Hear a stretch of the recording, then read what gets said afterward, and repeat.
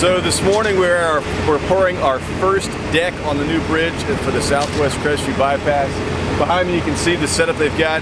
The concrete trucks dropping into the concrete pump that puts it out onto the bridge deck, and they have a device called a bid well which lays the concrete down. My guess is we have about 50 of the contractor employees out here working to place this concrete to make sure it gets down there set in right.